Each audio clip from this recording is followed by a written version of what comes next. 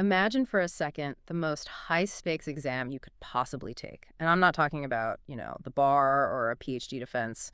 Not even a terrifying job interview. No. Yeah. The stakes here are infinitely higher. And the time limit is, well, it's about 1 microsecond. The ultimate deadline. Exactly. We're talking about the moment of death. And not just the biological shutdown, but what happens to you, the consciousness, in that exact instant. Right. Because in Chapter 8 of the Bhagavad Gita, which is our deep dive for today, there's this very specific, almost mechanical rule.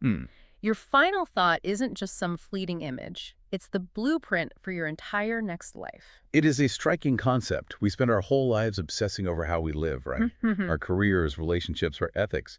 But this chapter, which is titled Akshara Brahma Yoga, The yoga of the imperishable Brahman. right, it basically argues that how we leave is the final sum of the equation.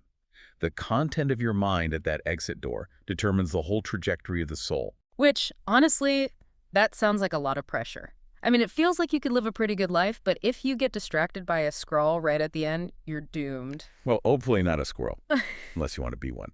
But I get the anxiety. Yeah. It helps to look at the context, though. Remember, the first 6 chapters of the Gita were all about who am I? Self-knowledge. Self-knowledge. But here, in the middle section, the camera just zooms way out. It shifts to who is God? And, how do we relate to this massive cosmic system? And Arjuna, who's usually this cool-headed warrior, he's clearly freaking out a little bit here. He starts the chapter just firing off these technical questions at Krishna. Rapid fire. What is karma? What is the material world? But you can tell he's really just building up to the big one, the one at the end. The urgent one. How do I remember you at the time of death? Right. He realizes that all the philosophy in the world doesn't matter if you just panic or get deluded when the curtain falls. He wants to know how to stick the landing. So let's look at this rule of the last thought. Verses 5 and 6 lay out the mechanic. It says, whatever state of being you're thinking of when you leave the body. That is what you attain. It sounds like a cosmic algorithm. Input, last thought. Output, next destination. That is the core principle. And it's described almost like a law of physics. It's not a religious judgment. It's about resonance. Resonance. Yeah, if your mind is vibrating with the thought of the divine, you merge with the divine. Yeah. If it's vibrating with worry about your bank account, you come back to a world with bank accounts. so return to a world where bank accounts exist, yeah. Okay, but here's where I have to push back a little. Because I feel like there's a massive glitch in the system, or at least a loophole. Can't I just live however I want, party, cheat, make a ton of money, and then knowing this rule, just quickly think, God, God, God, right at the last second. The spiritual cram session. Exactly. The deathbed conversion strategy. It's a logical question. In many Western traditions, there's this idea of last-minute grace or forgiveness. Like the thief on the cross. Right. But the Gita is operating on a different framework. It's talking about momentum. Momentum. Think about it. Have you ever tried to control your thoughts when you are in extreme pain or incredibly tired or just terrified? It's impossible. My brain just defaults to the path of least resistance. Exactly. The moment of death is the ultimate stress test.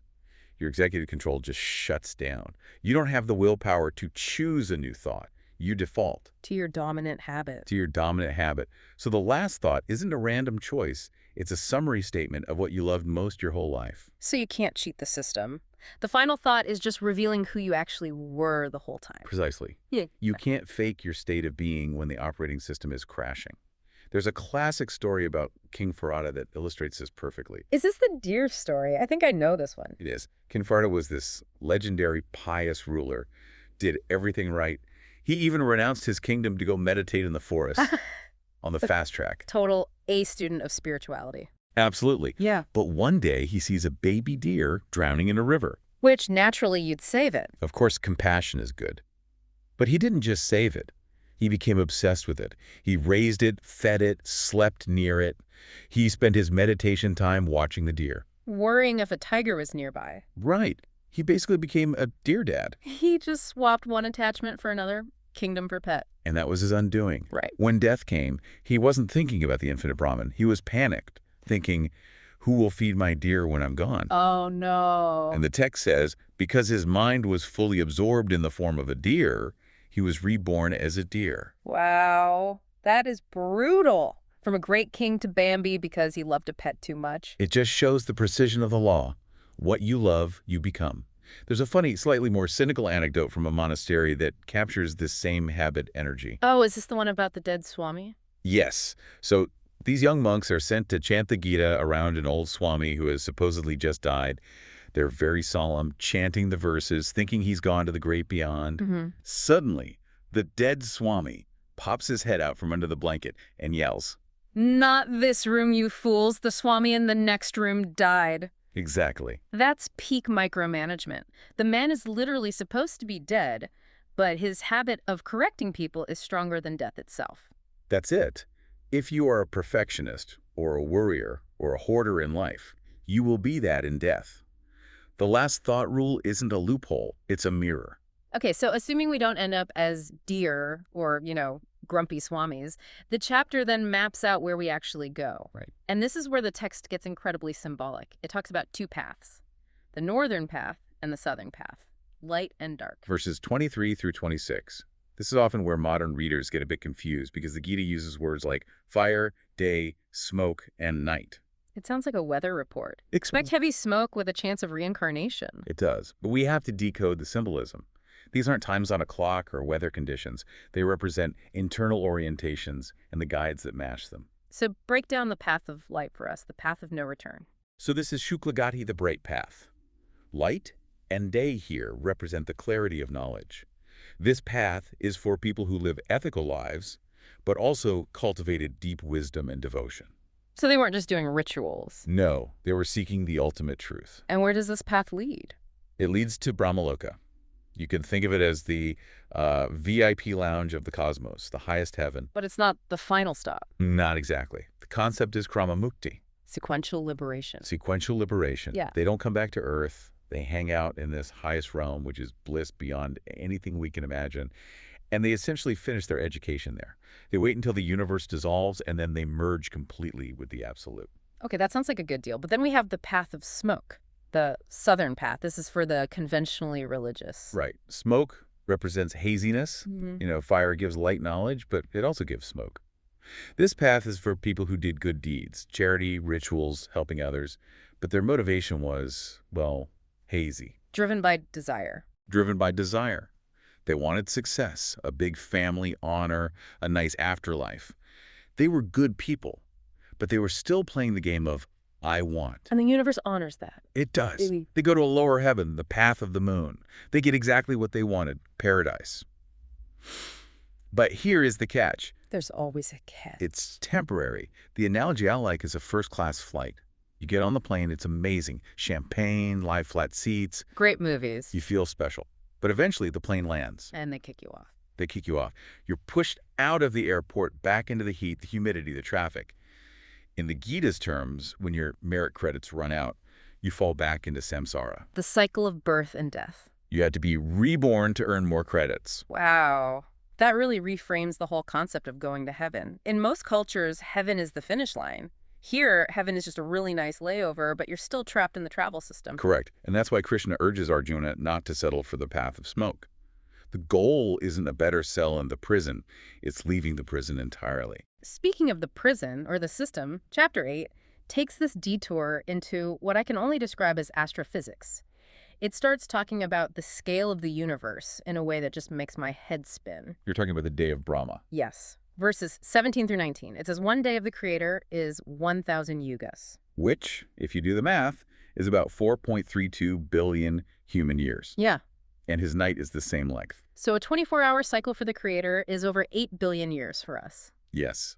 Carl Sagan actually loved this. In Cosmos, he pointed out that Hindu cosmology was the only ancient tradition that accidentally or perhaps intuitively landed on timescales that match modern geology and astrophysics. While other cultures thought the world was 6,000 years old, they were just casually tossing around billions. It makes human history feel like a blink of an eye. But what happens during these days and nights? It's not just a calendar, it's a cycle of destruction, right? It's a cycle of manifestation and dissolution. When Brahma wakes up, the universe boots up. Stars, planets, life forms. Everything manifests. When he goes to sleep, it all dissolves back into a dormant state. It's like a cosmic recycle bin. This reminds me so much of that Arthur C. Clarke story. Do you remember the 9 billion names of God? Oh, absolutely. It's haunting. For those who haven't read it, these monks hire a computer company to print all the names of God. They believe that once they're printed, the universe's purpose is done. And the engineers think it's just nonsense, just a job. Right. But as they finish and walk down the mountain, One of them looks up, and the last line of the story is, overhead, without any fuss, the stars were going out. that image gives me chills every time. Just click, lights out. That is essentially the concept of pralaya, or dissolution. The Gita is saying this happens over and over again. If you don't get off the ride, if you don't take the path of light, you just keep getting recycled through these massive 8 billion year cycles. Which naturally leads to an existential crisis. If the universe is just appearing and disappearing, and we're being recycled for billions of years, what is actually real?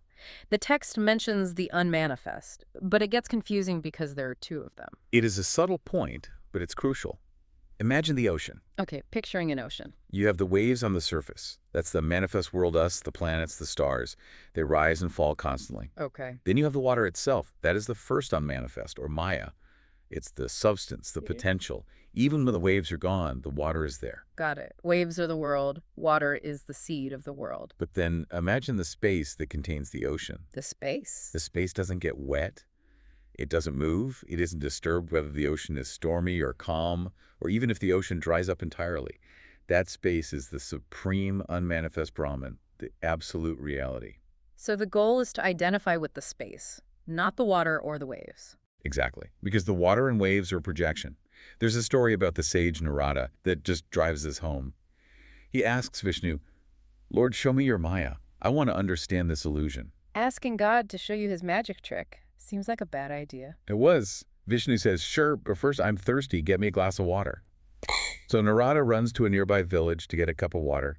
He knocks on a door and a beautiful woman answers. Let me guess. He forgets the water. He forgets the water. He forgets Vishnu. He falls in love right there on the doorstep. He asks for her hand in marriage. They get married. He settles down, becomes a farmer, has 3 children. A whole life. A complete, emotionally rich life. He worries about the harvest, loves his kids, grows old. He's totally immersed in the movie. Completely. Then, 12 years later, a massive cyclone hits the village. Floods everywhere. Narada is desperately trying to hold on to his wife and children in the raging river, but the current is too strong. One by one, they're swept away. Oh, that's tragic. He's washed up on a riverbank, alone, weeping, his life destroyed. He's lying in the mud, sobbing, when he feels a tap on his shoulder. He looks up, and it's Vishnu. And Vishnu says, Narada, where is my water? You've been gone for 30 minutes. 30 minutes. The marriage, the kids, the flood, the heartbreak, it was all a projection in the mind. That is Maya. The point isn't that our lives are meaningless, but that the reality we cling to is much more dreamlike than we realize. That is destabilizing, but also, in a weird way, comforting. It means the tragedies aren't as solid as they feel. Exactly. It offers a kind of distance. But here's the problem. We are in the dream. I have a job. I have bills. I have kids who need actual snacks, not dream snacks. We can't just sit around realizing it's an illusion. Right. So how do we live? What's the practical instruction? This is the most important part of the chapter. Verse 7 gives us the cheat code. Krishna says, Tasmatsaveshu kaleshu mam anusmarayachecha. Therefore, at all times, remember me and fight. Remember me and fight. Okay, hold on. That sounds like multitasking. And we know multitasking is a myth. How am I supposed to be in a state of deep spiritual remembrance while I'm fighting a war or, fighting a deadline? It's not multitasking, strictly speaking. It's more like distinct layers of attention. The fight represents your external duty. You have to be fully engaged. Do the job, pay the bills, raise the kids. But remember me is the background hum. You mean analogy, because that's hard to visualize. The source material offers a few great ones. Think of a professional dancer, or even a child just spinning around a pole. Okay, spinning. They're moving fast. There is motion, action, dizziness. That's the fight, the activity of the world. But their grip on the pole is tight. That grip is remember, if they let go of the pole, they fly off and get hurt.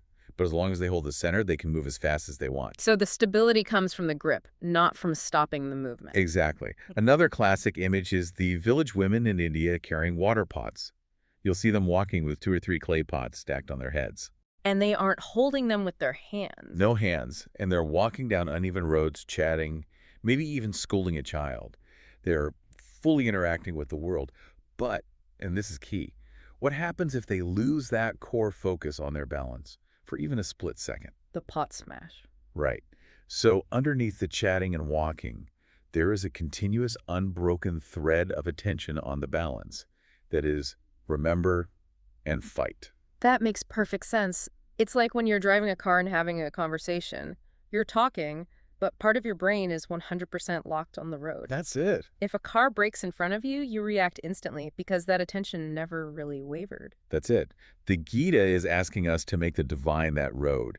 Keep it as the background operating system while you run your apps in the foreground. I imagine this takes practice. Immense practice. It's called Abhyasa Yoga. But Yeah. the promise is that if you practice this anchored action during your life, then when the moment of death comes, You don't have to panic. you don't have to panic because the habit you've built is remembering the divine. You don't need a deathbed conversion because you've been converting every moment of your life. That ties it all together. We've covered the final exam of death, the choice between the two paths, the massive scale of cosmic time, and the dreamlike nature of reality. It is a dense chapter. It really is. But before we wrap up, I want to leave listeners with one final thought that you hinted at. We've spent this whole time talking about where we go after we die. But isn't there a twist? There is. While Chapter 8 focuses on the process of dying and traveling to other realms, the highest realization in Vedanta Advaita, or non-duality, asks a radical question. Which is, Why wait? why wait for death? Exactly. Why wait to take a train to the VIP lounge? There's a concept called Jivanmukta, liberated while living. Meaning you can pass the exam before the test date. Meaning you realize there is no test. Yeah. If you realize your true nature right now, that you are not the body, not the mind, but the imperishable awareness, the space, not the water, then where is there to go? You don't have to take the northern path or the southern path. No. The body just drops like a dry leaf. But you were never the body to begin with. You don't go to God. You wake up to the fact that you never left. That is a powerful place to leave it. The final exam isn't waiting for you at the end of life. It's happening right now. In the middle of the traffic, in the middle of the email. Yeah. The question isn't, what will I think when I die? It's, what am I anchored in right now? Precisely. Something to mull over as you balance your own water pots today. Thank you for guiding us through the deep end. Always a pleasure. And to you listening, keep spinning, but hold on to that pillar. We'll catch you in the next deep dive.